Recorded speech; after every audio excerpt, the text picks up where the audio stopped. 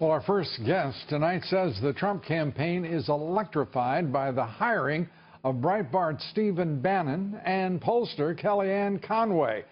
Joining me now, David Bossie, who introduced Bannon to Trump back in 2011 and has, taken over Conway's position as the new president of the Defeat Crooked Hillary PAC as well. David is also the president of Citizens United. You have a full plate, my friend. Good to have you with us. Thanks for having me. I certainly do. Well, let's start with the new leadership, and let's start with Kellyanne Conway, the first woman to lead a presidential campaign in the Republican Party. And what have we heard from the national liberal media? I haven't even found a mention of it. Have you, David?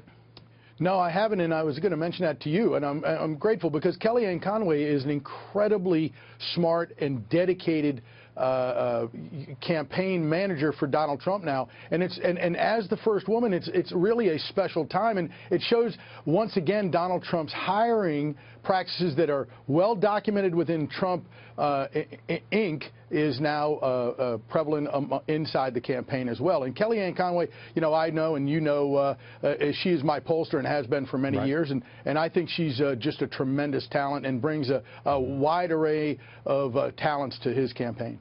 As she has been for numerous presidential candidates, leading Republicans throughout. You worked with Steve Bannon for years. Here's a man who's a former Navy officer, Harvard MBA, and we'll forgive him for his investment banking background on Wall Street, but a remarkable talent.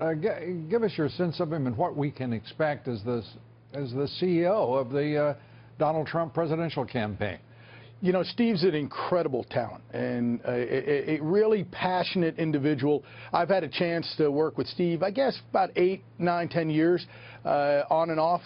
We've produced many documentaries together, 7 or 8 full-length feature documentaries, which we've talked about on this show. And Steve and I actually have a film coming out next month together with Duck Dynasty's Phil Robertson. So we've been working together for many years. He is going to. David, we don't do that on this broadcast. We don't do that. I mean, we don't just gloss over these things. If you've got wares to hawk, let's hear the name of the documentary.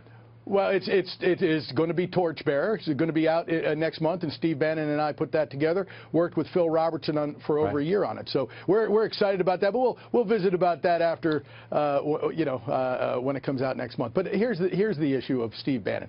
This guy is all about action. He is a very passionate, very smart, as you said, a Harvard MBA, naval surface warfare officer. Just a guy who wants to be inside the action and is dedicated and is really one of the best strategists out there today. Well, we're seeing some improvement in the numbers already.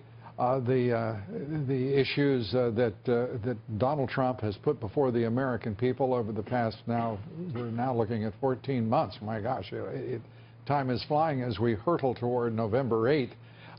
It's a big challenge, and we wanted to get your sense of where he was. And tonight I want to ask you very quickly, we're over, but your reaction to the fact that we have now just had the State Department confirm what everybody knew. We've reported on this broadcast from the outset, the $400 million was ransom. John Kirby confirmed it at the State Department. And the President and the Secretary of State just bald-faced lying to the American people. But it's not shocking, Lou. I mean, they've been, you know, the president goes out and lies to the American people routinely. But let me just say this. One of the things that I want to point out today is that the Clinton Foundation announces at the same time that this news breaks that they will no longer be taking foreign donations into the Clinton Foundation because the next several days are going to be very bad for the Clinton Foundation. Well, before anybody gets too excited, David, if I may caution them, of course, they had agreed with the Obama administration, President Obama, that they would also seek his approval or that of the administration and avoid these kinds of conflicts. That does not seem to be an issue with Mr. Obama, but it is certainly a violation of their agreement, like so many violations seem to occur. David Bossie, great to have you with us. Thanks so much. Thanks, Lou.